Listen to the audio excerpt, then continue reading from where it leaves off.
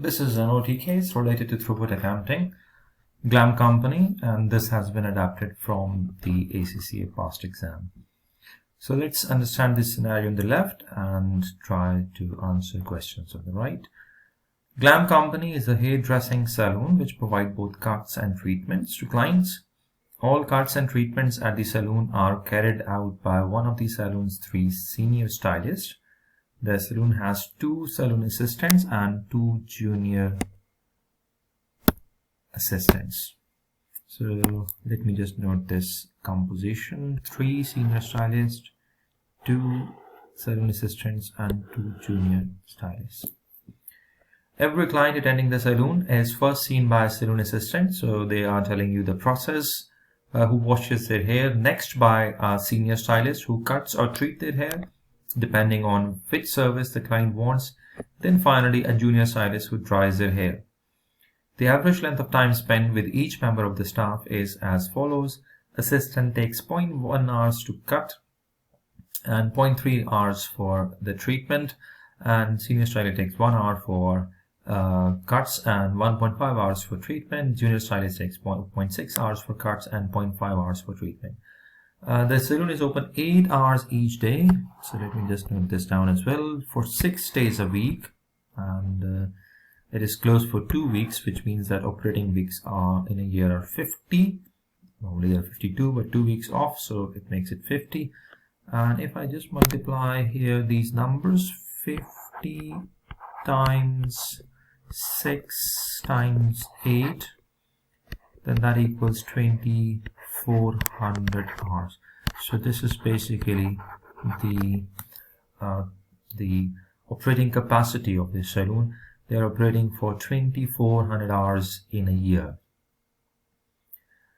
Staff salaries are 40,000 each year for each senior stylist. Now remember, there are 3 senior stylists, 28,000 each year for each junior stylist and 12,000 each year for each of the assistants. The cost of cleaning products applied when washing hair is 0.6 per client. So this is the material required in cuts. And the cost of additional products applied during treatment is 7.4. Additional to the material, which means 0.6 plus 7.4 is 8. Other salon costs, excluding labor and raw material, are 106,400 each year. And GLAM company charges $60. Now this is the selling price for each cut and 110 for each treatment. And it says that senior stylist time has been correctly identified as the bottleneck activity. So they already tell you that what is the bottleneck activity, and they already tell you the cost per hour as well. So based on this information, we are required to do certain calculations. So let's understand the questions on the right, and we answer them one by one. What is the annual capacity of bottleneck activity? Now the question already states that senior stylist is a bottleneck. So senior stylist time is a bottleneck activity. So if we know this already, normally we have to identify this on our own by looking at the each of the activity and the resource available, but we are given this information. So now if senior stylist time is a bottleneck activity, we need to answer what is the annual capacity of the senior stylist time in terms of number of cuts and treatments they can do. So now remember that there are 3 senior stylists, so 2400 hours is the annual capacity of the salon. The salon has 3 senior stylists, so 3 senior stylists can work for 7200 hours. Now one cut they can do in 1 hour, so they can do 7200 cuts in the capacity they have, and one treatment is possible in 1.5 hours. So in the hours available, they can do 4800 treatments. So this is the annual capacity of the bottleneck activity.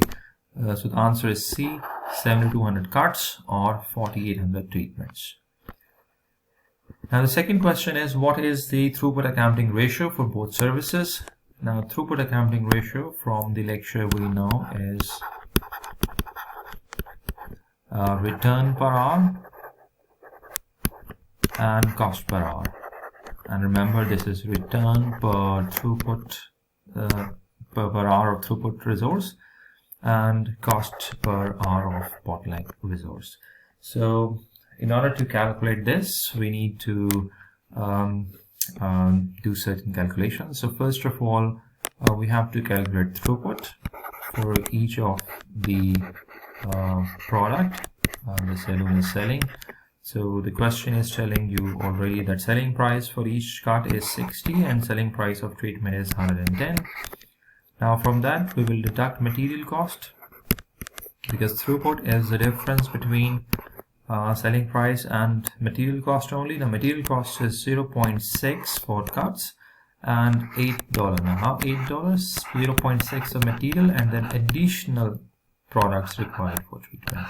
So that makes it 8. So in this way, your throughput is $59.4 and $102. Now this is throughput. Now this is not throughput per hour. This is throughput per unit.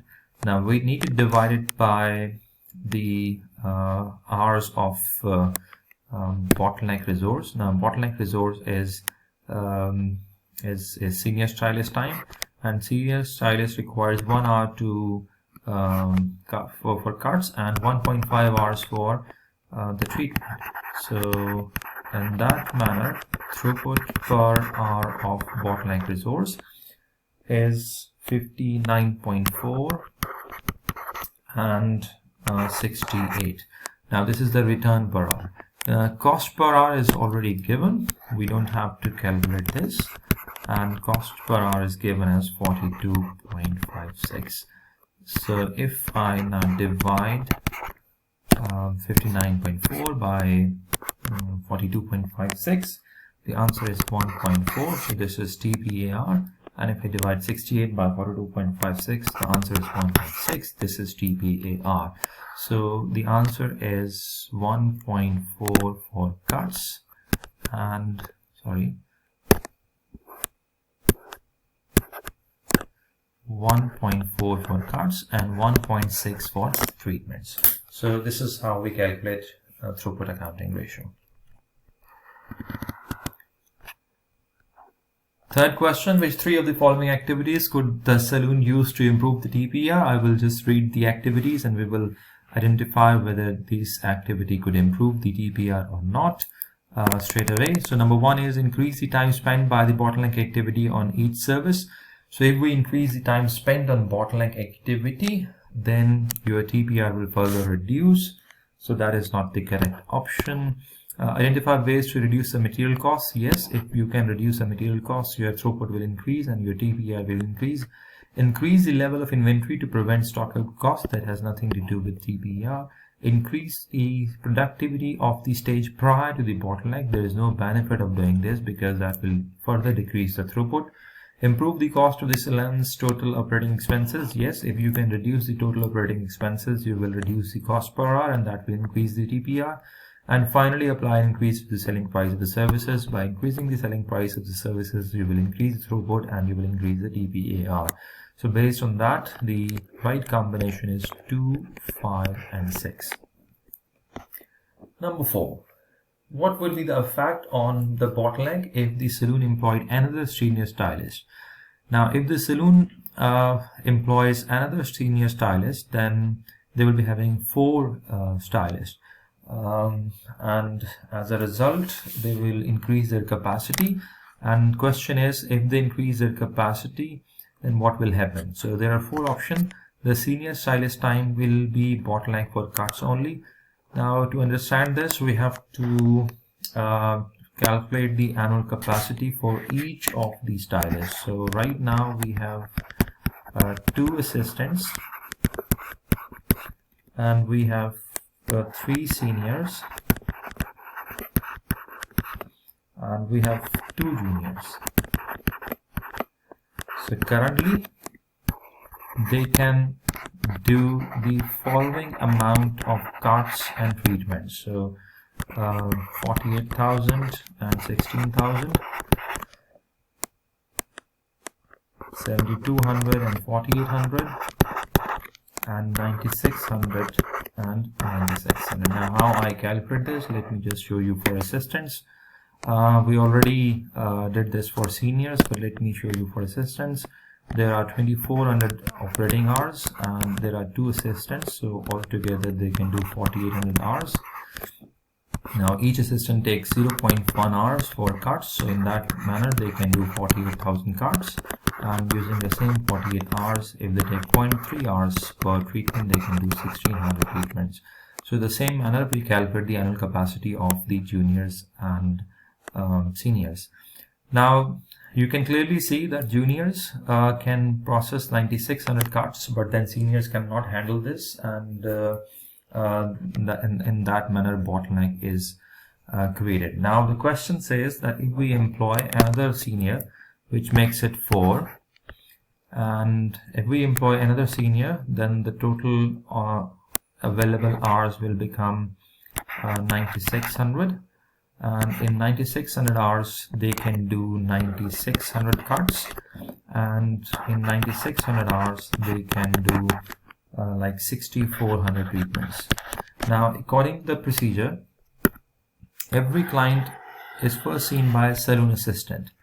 So let's say the saloon assistant is handling the client first, so we have enough capacity on saloon assistants, but the senior stylist, now with adding another stylist, can only handle 9,600 carts, and the juniors can also handle 9,600 carts. So in that manner, now the bottleneck for the carts is over, but for treatments, assistants can process 1,600 treatments, but senior can only process 6,400 treatments, whereas juniors can process 9,600 treatments. So still you can see that even by adding another stylist, still there is a bottleneck. So based on that, we will pick this statement that the senior stylist time will be a bottleneck for treatments only. Now the bottleneck for carts is eliminated, but still there is a bottleneck for treatments. Last question: which of the following statements regarding the theory of constraints are correct? Number 1, it focuses on identifying stages of congestion in a process when production arrives more quickly than the next stage can handle. So yes, this is the theory of constraints, which identify the key constraints. And in the question you can see that senior stylist is constrained because they cannot handle the flow of the work because of their limited capacity, and the congestion then took place when the job comes to the senior stylist. So theory of constraint actually focuses on identifying the stages of congestion. Number 2, it is based on the concept that organization manage 3 key factors: throughput, operating expenses, and inventory. Yes, absolutely right. This is based on 3 key factors. Number 3, it uses a sequence of focusing steps to overcome a single bottleneck, at which point the improvement process is complete. Now this statement is partially correct because it definitely uses a sequence of focusing step to overcome a bottleneck, but by eliminating one bottleneck, the process never completes. It's a process of continuous improvement. When one bottleneck is eliminated, another bottleneck appears, and then you have to eliminate it unless you completed or eliminated all of the bottlenecks. So it's a process of continuous improvement. Number 4, it can be applied to the management of all limiting factors, both internal and external. No, we can only apply it to the internal limiting factors. We cannot apply this to the external limiting factors because they would be beyond the control of the organization. So in that manner, this statement is also incorrect. So based on this, we will choose option A, which is 1 and 2 only. So that's your ODJs related to throughput accounting.